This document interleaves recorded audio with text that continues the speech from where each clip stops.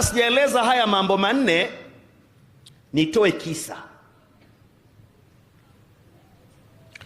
Nabii Isa alayhi salamu, na kisa hiki utakipata katika kitabu kinaitwa Min Mawaidhil Anbiya'i wa Sahabati wal Muttaqin. Kuna kitabu kinaitwa Mawaidha Mitume na Masahaba na Wacha Mungu. Nenda kasome kwenye mlango unaozungumzia Nabii Isa.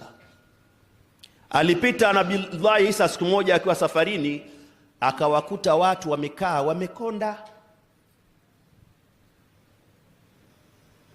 Akawauliza, jamani, hamli? Tunakula. Hamna mahitaji? Sasa tunayo. Sasa mbona mnaonekana mmekonda alafu mmefifia? Wakasema wale watu, nahifna khaufa minan nar, si tumekonda bwana, yani kwa sababu kila siku sisi huwa tunajifuatilia, tutapona na moto kweli? Sisi tutapona na moto kweli? Tumekuwa tunajiuliza swali hili mpaka tukajikuta tunakonda. Mimi na wewe tulishajiuliza swali la moto tukakonda?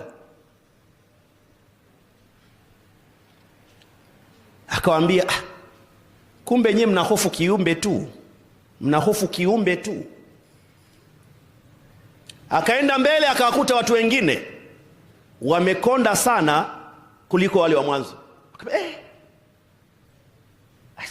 Kuna shida? Akasema, unaona hapa tuko kwenye shida. Kimewakondesha nini?